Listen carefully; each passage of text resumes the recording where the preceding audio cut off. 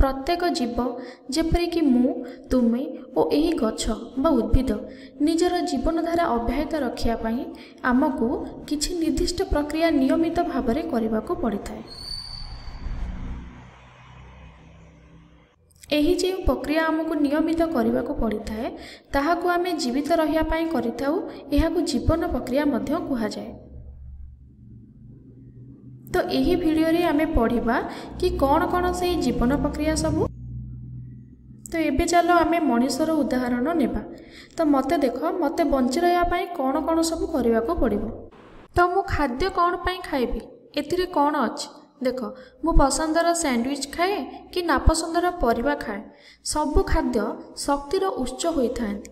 एठारे ये धला धला बिंदु हेउची शक्तिर उच्च एहा हेउची श्वेतसार। जेहेतु यह मध्य शक्ति अच्छी तेणु यह आम जाळेणी बा इंधन परी काम करिथाए। जेपरी कार चलाइवाई आमको पेट्रोल आवश्यकता पड़ी थाए एठारे पेट्रोल जेपरी एक जाळेणी बा इंधन परी काम करे सेहीपरी श्वेतसार मध्य आम शरीर में काम करिथाए। खाली एतिकी नुहे खाद्यर मध्य बहुत प्रकार उपादान थाए यह आम शरीर गठन एवं वृद्धि पाई दरकार होता है। मु जेतेबेले जन्म हेली बा छोट हेली मु सेतेबेले बहुत छोट देखा जाउथिली किंतु एबे मते देख मोर मांसपेशी को देख देख एहा सेही खाद्यरु आसिला जहाको मु वर्ष वर्ष हेलाणी खाउची। जेतेबेले मु खाद्य को खाउची एवं ताको शरीर भितर को नउची मोर शरीर रे थिबा पाचक तंत्र सेथिरु दरकारी उत्पादन बा जाळेणी को अलगा करि देइथाय। तेणु एही प्रक्रिया सबुठारु गुरुत्वपूर्ण प्रक्रिया अटे। तो शक्ति आहरण और उपादान संग्रह एक गुरुत्वपूर्ण प्रक्रिया अटे आमको बंची रहिबा पाई। तेणु आमे बंची रहिबा पाई खाद्य निहाती खाइबा और खाद्यरु शक्ति आहरण और उपादान संग्रह हेबो। तेणु मु जो खाद्य खाए प्रायतः सेथिरु दरकारी उपादान अंत बा खाद्य नळीर निम्न भाग द्वारा विशोषित होइथाय। तो शरीर अन्य अंश गुड़िकर काम कौन देख सेमाने मध्य जाळेणी बा उपादान आवश्यक करिथांती। जे भली मो हाथ को किछि उपादान दरकार गोड़ को भी किछि उपादान बा पोषक दरकार। तो सही परी किपरि भाबे सेमाने एहियाकु विशोषित करी उपादान को पाती ना एही सब उपादान आम शरीर भितर बांटी होइके जाए। तो यह मध्य आउ एक बड़ प्रक्रिया एटा हेउची उपादानर बंटन। जेपरिक सबु अंश पाखरे उपादान बा पोषक पहुँची पारिबो एवं शरीर वृद्धि और मांसपेशीर वृद्धि पाई यह साहाय्य करिबो। तेणु मते शरीर सबु अंश उपादान को बांटी ही देबाकू पड़िबो। जदि मु एटा न कली तेबे कोन हेबो ना मो शरीर बहुत कोषर मृत्यु होई जिवो एवं एपरिक मु मध्य बंची पारिबिनी। जदि कोष न रहइबो शरीर केमती बंचिबो बंची पारिबोनी। तेणु मते सबु अंश को समान भाव में बांटिबाकू पड़िबो। तो सबु कोष को खाद्य उपादान गला परे कोष कौन करिथाए ना दरकारी इंधन सब पाई थाए। किंतु शक्ति को पाइबा पई आमको एही जो इंधन आमे पाउचे ताकू दहन करबाकू पड़िबो। दहन कले ही सेतिरु शक्ति मिलिबो। तेणु हमकु कौन करियाकू पड़िबो एहाकू दहन करबाकू पड़िबो। खाली गाड़ी रे जे पेट्रोल पड़ीगले गाड़ी गड़ीब सेमिति किछि होई न थाए। कौन होता है ना यही पेट्रोल जली किसी शक्ति उत्पन्न कराई थाए ताहा परे सेही शक्ति द्वारा गाड़ी आगको करि थाए। आम शरीर में मध्य सेही परि होता है। इंधन को दहन बा रासायनिक प्रतिक्रिया कराई आमे सेतिरु शक्ति उत्पन्न कराई थाउ जेउ शक्ति आमको दौड़िबा व्यायाम करिबा एवं किछि काम करिबारे सहायता करि थाए।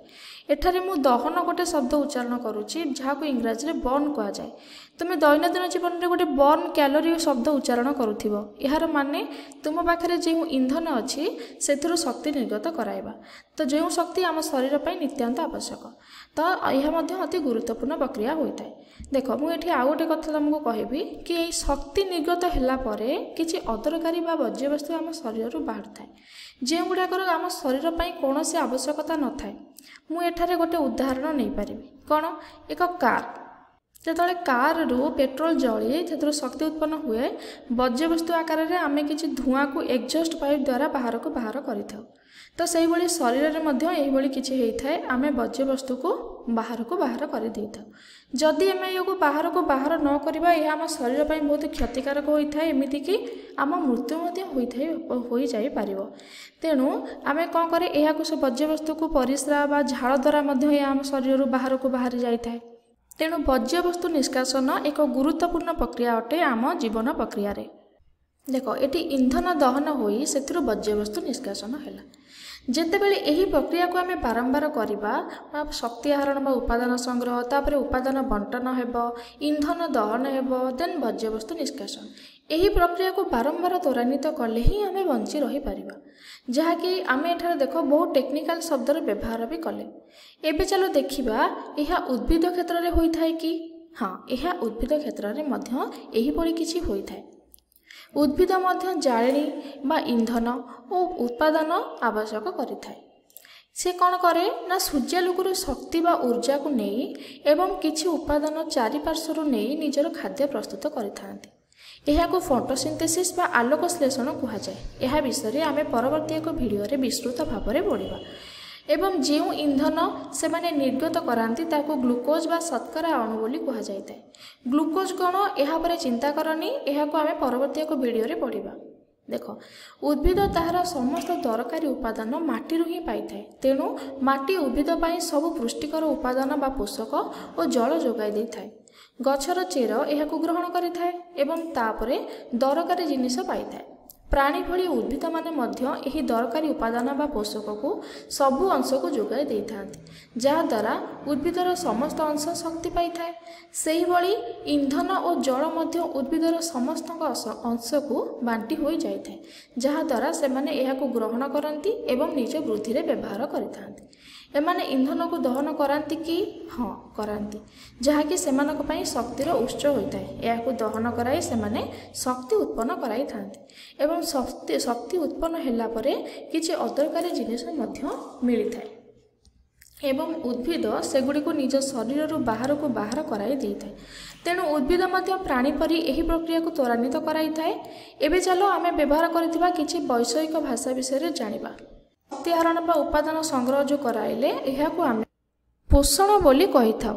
ତ ସେହିଭଳି ଏହି ପ୍ରକ୍ରିୟା ଯେଉଁଠି ଆମେ ଦରକାରୀ ଉପାଦାନକୁ ବାଣ୍ଟୁଥିଲେ ଏହାକୁ ପରିବହନ କୁହାଯାଏ ଏବଂ ଯେଉଁଠି ଆମେ ଶକ୍ତି ଉତ୍ପନ୍ନ କରାଉଥିଲେ ବା ଇନ୍ଧନ ଦହନ କରାଉଥିଲେ ତାହାକୁ ଶୋଷଣ ବୋଲି କୁହାଯାଏ ଏବଂ ଯେଉଁ ପ୍ରକ୍ରିୟାରେ ଆମେ ବର୍ଜ୍ୟବସ୍ତୁ ନିଷ୍କାସନ କରାଉଥିଲେ ତାହାକୁ ଆମେ ରେଚନ ବୋଲି କହିଥାଉ। ଏହି ହେଉଛି ପ୍ରାଣୀ ଓ ଉଦ୍ଭିଦ ଶରୀରରେ ଅହରହ ଚାଲିଥାଏ ଏବଂ ଆମେ ଏହିସବୁ ବିଷୟରେ ଆଗକୁ ଅଲଗା ଅଲଗା ଭିଡ଼ିଓରେ ପଢ଼ିବା। ଏକ୍ସକ୍ରିସନ୍ ବା ରେଚନ କ'ଣ, ପୋଷଣ କ'ଣ, ପରିବହନ କ'ଣ ଆଉ ଶୋଷଣ କ'ଣ।